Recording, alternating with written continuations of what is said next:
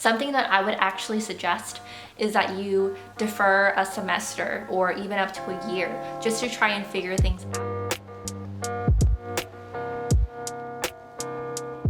Hi everyone, welcome back to my channel. I'm Sarah here, and I know that I am a little absent, but a lot of life stuff happened. As you can see, I've moved, and I am hoping to finally keep up with my word and be back on YouTube. So if you have anything you want to say, feel free to drop it down in the comments below. I know that for some reason my tea video is pretty popular, so I don't know, maybe I'll make a tea video part 2. I don't know, we'll see. Got my little baby RJ with me here for moral support because I am going to be tackling a little bit of a controversial topic today. I am going to be talking about why you shouldn't go to college right after high school. And quick disclaimer, this is going to be more for those of you who are American students living in the US, because that is what I am most qualified to speak on from my own personal experience. I know that the education system varies greatly depending on where you live and what your circumstances are, so please just take what pieces of advice are most useful to you in your situation in this video. Let's get into it. So my youngest sister is about to enter university, and it really just brought me back to the time when I was 17 or 18 and going to university, and I made a lot of mistakes. So one of the biggest mistakes that I made is I was so desperate to get out of my home situation at 18 that I went and made a lot of really rash decisions. I don't blame younger me, because one of the things I'll talk about today is that high school and a lot of the adults around you sometimes don't have the best information about college for you in today's day and age. Some of the things they tell you may not actually be the best case for your specific situation. I know that I had a lot of people trying to tell me specifically what to do at the time, and even if I think back to what I would do differently, honestly, nothing that other people told me would have helped my situation either. So the way that that's affected me is I am one of the millions of young adults who are very stuck in debt. I had to learn a lot of financials way later on, and especially having a personal stake in this now that I'm helping my youngest sister make the best decisions and make decisions that are best for her and not out of fear of obligation from what other people are telling her. I just realized that this might be something that a lot of people should hear. So don't send your parents after me. I am just going to share with you my experience and what I think is actually more of the logical option considering today's circumstances. And I'm also speaking from the perspective of a person whose parents were immigrants, so this might apply to you. So I asked my younger sister and her friends to give me a lot of FAQs, and we'll go over that. But I think what we'll actually start with is a little history lesson on the context of college and why it came to be the thing that it is today. A lot of colleges and schools in the very early days were established to start educating ministers. And then as they started to develop to be more open to other kinds of practices, all the schools were small, and funny enough, their curriculums were based on a lot of liberal arts. So obviously a lot of students that attended were men, and they were drilled in things like Greek, Latin, geometry, ancient history, logic, ethics, and rhetoric. And of course, at the time, this was what made the most sense for people to develop in society. Originality and creativity were not encouraged, but you were encouraged to basically regurgitate this information and repeat it well and memorize it well. And given the context of the time, that makes sense, right? But college continued to develop in this way. And at the time, this is also when little things like upperclassmen hazing freshmen became normal. At the time too, tuition was very low and there were very little scholarships, but it was relatively quite affordable to go. At least for the kinds of people who were going at the time, which were going to be upper class people, sons of clergymen, that kind of class of society, it was very affordable for them to go. And as it developed again, the idea of college was to help more young men transition out of more rural or labor-based jobs into more complex urban jobs, as this was kind of developing at the same time as how cities were developing. So as cities become bigger, that's when more knowledge-based or urban jobs are going to be more required. Things such as being a lawyer or a doctor or an accountant and so on and so forth. And it was the Higher Education Act of 1965 where we started seeing more federal involvement in subsidizing higher education. So things like federal scholarships, low interest loans, some of those federal loan terms that we see today, this is where it started to be born. However, a little bit after this, in the late 20th century / early 21st century, is where for-profit universities started to form. And this is where a lot of the controversy comes from today, because, I mean, think of the very term, for-profit university. It's no longer exactly about providing quality education or providing the skills to better one's station in life. You are now making a business out of providing higher education for students. And that's going to involve a lot of things that has morphed higher education into what we see today. As you imagine, a bunch of marketing campaigns which involve telling you certain things to create this image of college that you might know today. That includes, as we'll touch later in this video, making certain contracts with different schools to encourage as many students to enroll in certain schools as possible. It just involves a lot of things. I'm not going to go super deep into it today. One, because I don't want to get assassinated, and also because there is just a whole web of development in that way that has sprung from for-profit universities, and I have been caught in the web. It's too late for me, but you can make a different choice. Now, don't get me wrong, this video is not going to be about you shouldn't go to college or that there's no value in it. I am definitely not anti-higher education. Actually, as someone whose mom was not very educated and doesn't really value higher education, I was actually encouraged not to go to college personally. I do personally think that there is a lot of value in getting further education after high school, especially because, let's all be honest, what did we all learn in high school, right? Also, of course, for a lot of careers, there are things that you have to learn that you can only learn through traditional schooling. So I am not anti-school, I am not anti-college. This video is going to be about why you shouldn't go straight into college right after high school and what options there are for you now other than the very traditional route that we are taught throughout our public education or private education experience up until it's time to go to college. So college has modernized, and there's a lot of things we can do with it now to obtain a degree, to further our skills, to acquire more knowledge.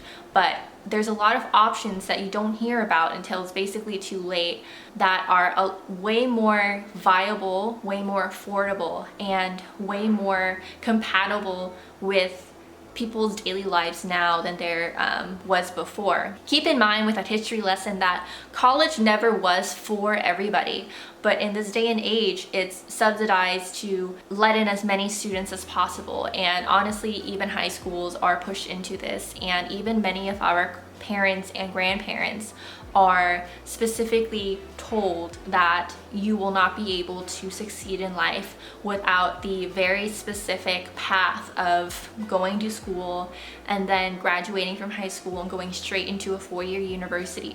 The truth is, once you graduate and once you enter real independent adult life, you're able to find that traditional path does not have the same value that it once did in history. Speaking about our parents and grandparent age as well, in older generations, it made a lot more sense to go to college because the jobs that were coveted at the time were what I like to call the holy trinity of lawyer, doctor, accountant. A lot of jobs that were respected and coveted by society and gave you a certain reputation. They were also very scarce. And just like these knowledge-based jobs, college itself was also very scarce at the time. It was a lot harder for people to get a degree, period, let alone enter certain universities. However, 20, 30, 40 years later, it makes sense that job markets have changed, that the economy has changed, that especially with technology, that options have changed. The first thing that we'll go over is the way that college is now financed. 10, 20, 30, 40 years ago, college was still affordable enough that you could basically go and work a summer job and afford your tuition. The way that we know it now, you can't even imagine that you could just go and work a part-time job and be able to afford freaking college. That and tuition varies so wildly now. The amount of tuition that you're gonna need to pay, even to just take your gen eds at a community college, is going to vary greatly from you going to a 4-year university straight out of high school. And especially when you're 17 or 18, this is something that I never understood, why some parents get frustrated with you for not knowing the answers. I've been on this earth for 17 or 18 years. How am I supposed to know how much tuition is too much? You know what I mean? You just don't have the same frame of mind or perspective when it comes to numbers as you would once you have been living on your own independently for a few years at least. So tuition is going to vary so much now as compared to it was before. And then people don't understand that it also accounts for inflation. It also accounts for how in demand college degrees are now, because you're expected to go get one, or you're seen as some kind of loser in society today if you don't have a college degree, at least again in the US. There's just a lot of factors that now affect tuition, and as we all know, even minimum wage hasn't changed for several years, and yet tuition has been inflated so greatly and we're still expected to pay it. So in that way, the only way that many students are able to afford it is to get student loans. The federal loans only give you a small amount of funding compared to how much you actually need to go to a 4-year university, even a small one. And a lot of students are really strongly encouraged or even pressured by those around them to go to what's considered prestigious universities. So to make up for the rest of that tuition outside of federal loans, a lot of people have to go into private student loans. The main difference between this is federal student loans are regulated. They are not allowed to go above a certain interest rate, and we'll go into what interest rate means shortly. Private student loans basically are the Wild West, because this sort of college experience is relatively new within the context of history timelines. There isn't a lot of regulation behind it. Private student loan companies aren't regulated in the amount of interest they're allowed to charge you. They also aren't regulated in a number of other ways. They're not going to have nearly the same flexibility of policies and repayment that federal student loans do, because nobody is telling them that they're not allowed to do certain things. And when you're 17 or 18, how are you supposed to know what is a good deal or not, right? And that is one of the traps that I fell into, even though I had a cosigner, especially because this kind of thing is very new and they never had to get a student loan for their education at the time. Even my cosigner didn't understand exactly what was a good deal or not compared to what you're supposed to do with college. A lot of people who are in the cosigner age range for this generation, and for younger ones as well, will not understand the value in comparison to the kinds of jobs that young adults are able to get straight out of college as well. I truly believed that I was going to be able to snag a $60,000 a year entry-level job right out of college, because that is what I was grown up to believe, and that is what affected me to make a bad decision in my student loans, because I thought that I'd be able to make the payment, the salary amount that I needed to pay off the loans in a timely manner. However, in this day and age, at least with traditional job markets, it is not nearly as easy to get a high-paying entry-level job anymore, because there's a lot of people with degrees now. College degrees used to be scarce, but now, especially with this strong encouragement by people's parents and grandparents to go and get a college degree as sort of a requirement or first accomplishment you're supposed to make once you become an adult. There's so many people with degrees now that there's way more competition for the same jobs. And with that being said, that's a great segue into the true value of college in 2021 plus. And again, this is going to be based off of my personal experience and the experience of those within my age group. So not everybody's experience will be like this. Some people will have had a great experience and some people will not have. But again, this is just from my personal experience that I want to share. So in this day and age, I feel like you no longer need a degree from a prestigious university in order to embark on a great career. So the specific school that you go to no longer matters that much anymore. Going to a school in person doesn't matter as much anymore, especially now that we have the pandemic. These things are just really big changes that have happened that really need to be taken into account. Since I graduated university, I have been asked about which school I went to less than 5 times. A lot of people also are taught to believe that when you go to college that you are going to get a very quality education in terms of the actual technical skills or practical skills that you need to build to be able to nurture a great career. But the truth is that the quality of your actual technical education varies greatly depending on the school you go to, the professors you have, and the circumstances of your life at the time. I went to business school and I was originally going to major in international management, but I had to switch over to just regular management because they phased out my degree when I was halfway through. And that is something that a lot of universities will do to you. So I went to business school at a seemingly prestigious business school. I had done a lot of research beforehand. The business school at this college was very reputable and had a lot of reputable professors.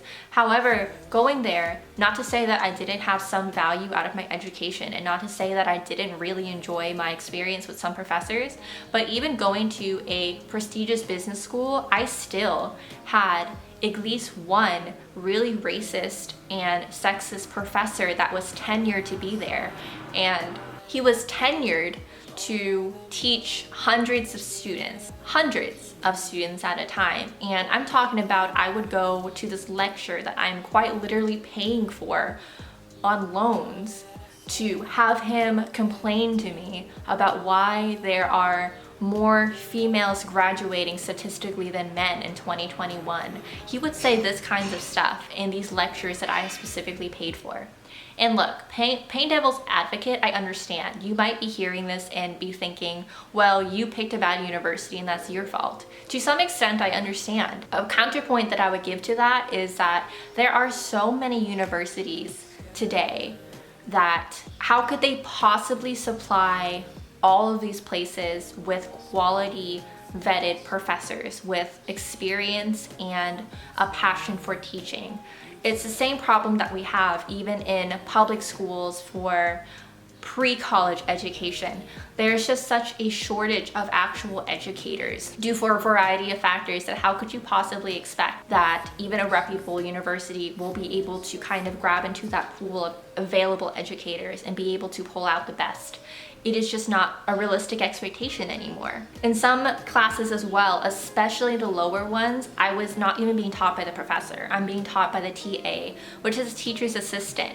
Not to say there's no value in that, but I am paying for the expectation of being educated by a experienced professor, but I am actually receiving an education from a teacher's assistant who may be really good at the area they're teaching in, but ultimately they don't have the kind of experience that I was paying for from the professor.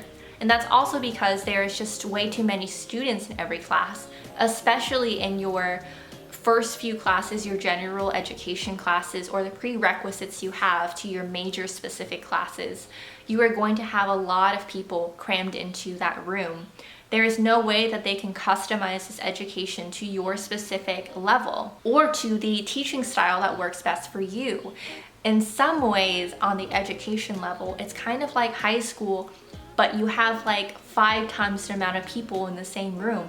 And at least to me, that ain't it.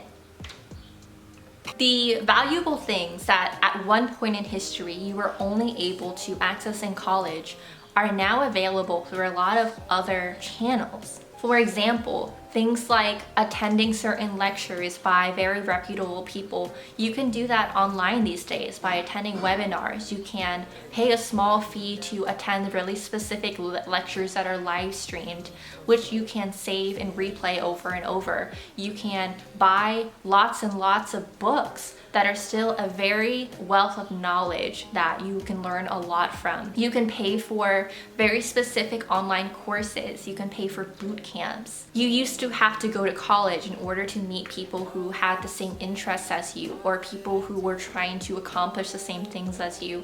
These days, people just meet up because they can. They can talk to each other through social media. They can access each other through the internet. They can have virtual meetups. They can have Zoom calls. They can have socially distanced meetups in person these days. You no longer have to attend a university to access some of these things that you used to be paying for.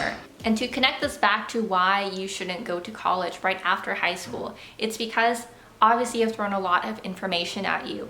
And I personally think that the tiny amount of time in the summer between when you graduate and when you would be enrolling in the fall classes of your university is way too small to process all the information, all of the options that you have for your college education and for your financial plan for the beginning of your adult life.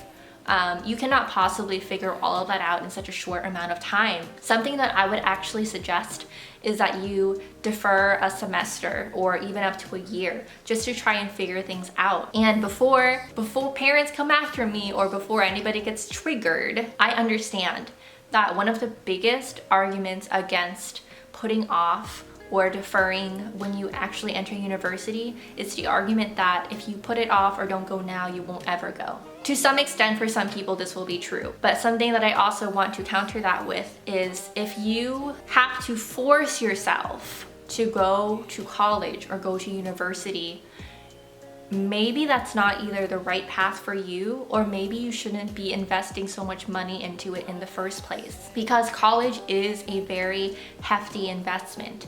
And in any investment, you really need to be considering how valuable is that investment to you? Is that an investment that you specifically are making, or is it an investment that you're making out of obligation to impress someone else? At the end of the day, even with your co-signers, these student loans are off of your specific name in most cases, and not your parents or your co-signers. And so in that way, you do have to be making a decision for you about your own future. Do you want to be responsible for these loans if you're not sure about what you want out of your college experience? And if you know in your heart already that you definitely want a 4-year university experience or just a degree, there's a lot of other options you can do that isn't just going to a traditional 4-year university right after high school that you'll have to get a student loan for. There's other ways to get a quality education out of high school these days. It is completely valid to defer your 4-year college experience and go take your gen eds at a community college or at a smaller university to start mitigating those costs ahead of time, and then transferring to a larger university that may have the more specific things to your degree. You can also look into online degree programs. There's lots of those these days, and they are still just as valuable as the ones that you would go to college. Plus, with the pandemic, a lot of these universities are still charging the same amount of tuition as making you stay at home and go online to attend classes as they would have before, when you would be at least going in person and having experience with the professor and meeting people in class. They're still charging the same monetary amount as what you would have had to pay before for all these extra benefits. You can also consider getting an associate's degree rather than a bachelor's degree for a lot of careers where you are really just going to try and get an entry-level job and work your way up from there. An associate's degree is completely acceptable. You can also still get a bachelor's after you get the associates if you need to work out some money problems first. And doing, again, an online degree, at least part-time while you're working on other projects, is still a very good option. It can also be a part-time option if you want to do some work first, or try and go get a part-time job to start saving up for a larger university. There's also lots and lots and lots of jobs out there that do not fit the holy trinity of lawyer, doctor, accountant, or as important as the STEM field is, not everybody can do STEM. People really look down for some reason on certain trades, but there are certain trades that are very, very important, such as plumbing. A lot of trades that are very necessary to our society and are actually very in demand these days are definitely things that you should consider. Trade schools, or there's a lot of niche specific self-education resources these days, especially with the internet. For example, I went to business school because I wanted to own a business, but I wanted to own a business doing graphic design, and I am a self-taught graphic designer. Not to say that some people would do better in a traditional schooling experience with certain trades such as graphic design or digital marketing, but for me personally and other people that might be like me, I've always been a very independent learner, so I didn't feel the need to spend the extra money to also go and get a formal graphic design education. I mentioned boot camps earlier. These are accelerated programs that are very intense and meant to teach you very specific skills such as coding, digital marketing, SEO, graphic design, UX and UI design. There's a lot of tech-based jobs that you can learn just through doing a boot camp rather than going to a 4-year university. Because the thing is, a lot of my friends who have also gone into tech-based careers ended up doing things like boot camps and additional courses after their schooling anyway, because their degrees were broad enough that they didn't teach them the specific skills they needed, such as if you wanted to become a web developer, going into computer science, but computer science can be broad enough that it didn't actually focus on web development. Something that I mentioned earlier is that I made a very rash decision to go straight to college because I was really desperate to get out of my home environment. I grew up in a very toxic and poverty-ridden home environment that I really wanted to get out of. And at the time, I thought college was my only option. But the thing is that it's not. You need to think about your specific situation and your reasons for wanting to go to college right after high school, because oftentimes for those kids who are from a less than ideal home environment, they really just want to move out of their house, and they think that the only way they can do that, or the only way they can go out and live on their own independently, is through going to college. Higher education can be a very important piece of establishing your career, but it doesn't mean that you have exactly that summer after you graduate high school to figure that out exactly, or to figure out what your plan is, or to go to college. Because in the grand scheme of things, you actually have a long time to decide whether or not college is right for you, or what college you need to go to, or what method is going to work best for you to pursue that higher education. If you are thinking that you just want to move out, and that is completely fine, I'll be the first one to tell you, you can just move out. For some reason, high school doesn't teach you the important things you need to know, like how to live on your own, basic finances, basic budgeting, what all you need to go and move out of your house, because it's not encouraged. But it's not necessarily as hard as you would think. So the tips that I want to give you for moving out are going to be very general because this video is getting pretty long, but I do want to make a whole nother video on tips on moving out of your house, on budgeting, on practical skills that a lot of young people should know, should be taught in high school and even in college, but are not.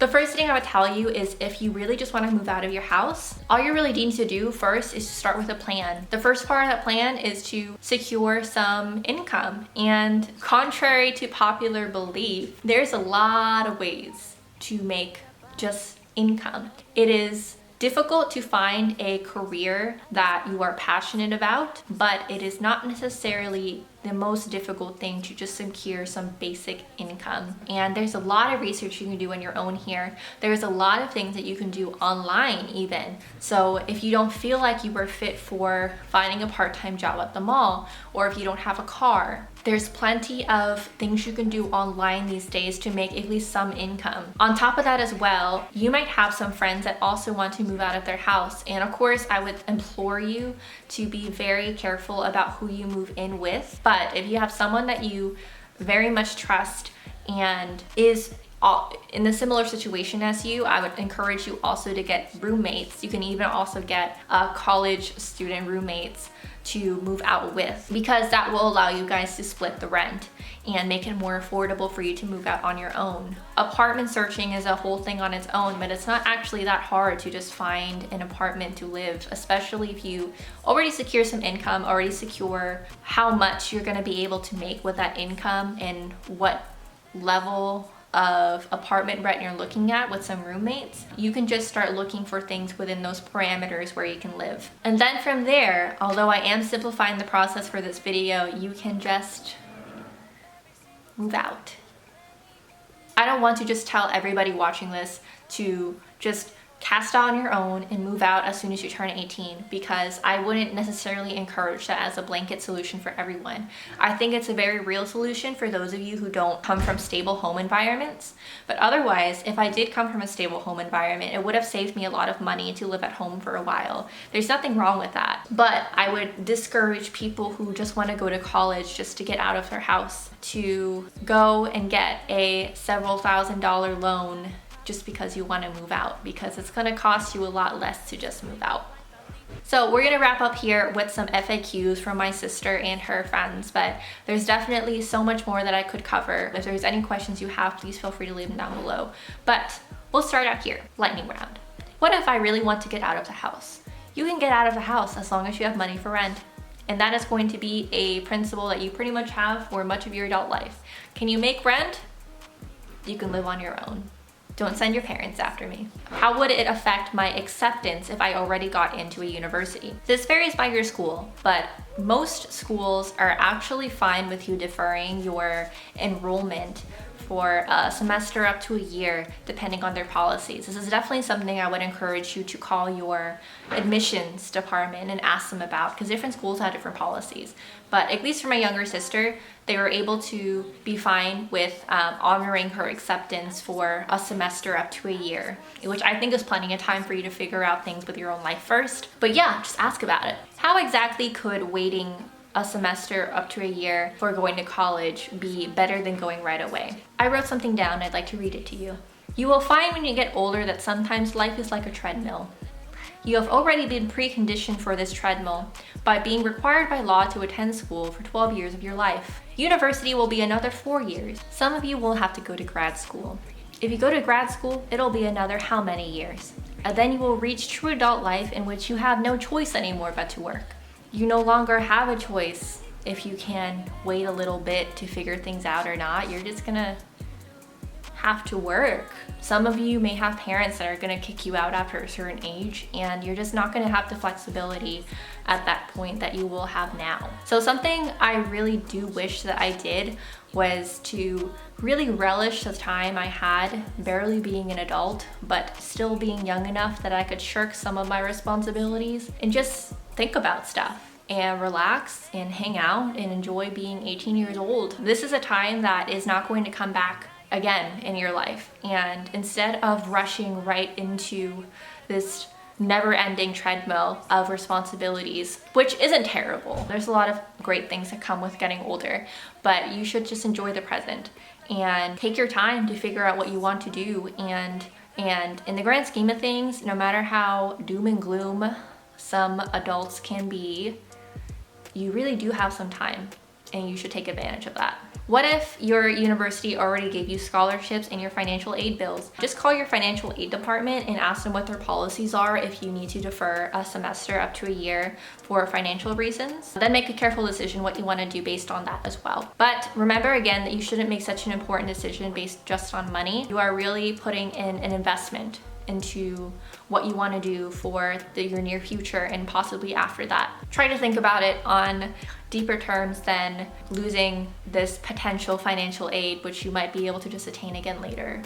Could I still graduate at the same time as everyone else? So this depends. I do want you to consider that once you do enter university, everybody's going to be graduating at different times. You enter with the idea that just like high school, you are going at the same pace as your friends and you'll have this fun celebration at graduation at the end, but realistically, everybody goes at their own pace. I've had plenty of friends when I was in university graduate earlier than me, graduate later than me, drop out of school. I've had a friend who had a death in the family around the time of finals, and they had to take some time off of school to handle that. And this is going to be pretty normal. So I feel like even if you enter university with your friends, it's very common for you still not to graduate at the same time as your friends. So it's not that big of a deal. Graduation time doesn't really matter. Could I travel? Of course you can travel. I'll have a whole video of me talking about travel, and right now I have been saving to spend a month in Korea. So yes, you could definitely travel, although I encourage you to do a lot of research on it, on safe traveling methods, on if you go with a program or a group, but you can travel just the same as you can just move out. You can just go. Wouldn't I be lagging behind? So the popular idea is that you'll be lagging behind because you have this weird timeline that is just set up for everybody to follow. But consider that there's so many people on this earth now, and especially so many people in America. I personally don't like the idea that they are standardizing this timeline to everybody that lives in America, as if you don't have very specific factors affecting your circumstances, or this plan that is set out for everyone may not be the best for you. So I just encourage you to think of it less like you're lagging behind and more like you are taking the time to make the right decision for what works for you. And you really aren't lagging behind, because once again, everybody graduates at different times. So in that way, you may have a certain timeline, especially my Virgos out there who are just like me and had like a 20-year plan lined out. You will not be lagging behind, because these timelines are not actually that strict when you enter real life out of college. How does this help financially? In a lot of ways. First of all, you are not bum rushing into a loan that you may not know how to handle in the long run. But say if you even took some of the time to really study up on loans and read about them and be able to make a more informed decision, that will still save you a lot financially, because you understand the terms. Because I didn't understand the terms at the time that I took mine, and I would have been able to handle it a lot more responsibly if I had taken the time to really learn about it. For some of you, you can also take the time to look for a income stream that isn't just working part-time at the mall or something, which there's nothing wrong with that, but there's other income streams that might work better for your lifestyle, such as working from home, or some things that will pay you more and be able to help you save up more to actually go to college. You can spend more time to look for scholarships and to apply for scholarships with really quality applications that you took time on. Just more time is extremely valuable, and that is what I would encourage you to do. Not necessarily not to go to college, but to take more time in preparing for your college education and what college you're gonna go to, and to prepare financially. So I'm just gonna wrap up here, but those were the biggest FAQs that my little sister and her friends had, and that is all I can give you in terms of an overview today of my argument of why you shouldn't go to college right after high school. And I'm not trying to make you cynical. I'm not a cynical person. I wouldn't even, it's a little cringe to call myself a realist too. I just want to see things as they actually are, and not as people tell me to think of them. And considering my situation, my student loans have made a lot of things very difficult for me during and after college, and the same way that I really don't want my little sister to go through the same things I did, I don't want a lot of people my little sister's age to make really rash decisions just because they feel like that they're cornered and you don't have any other choice, when in fact you do have another choice. At the end of the day, you do have more options, and you should take some time to think about them and make a good decision. But that's it for today. Thank you so much if you watched until the end. I would love to discuss this with you further in the comment section, and yeah, I think that's it. For more lifestyle content, fun content, random stuff, whatever I feel like posting, feel free to subscribe, and I will see you in the next one. Bye bye. That's all I want. That's all I want. Promise I am not your enemy. I just need another memory. That's all I want. 'Cause all I want is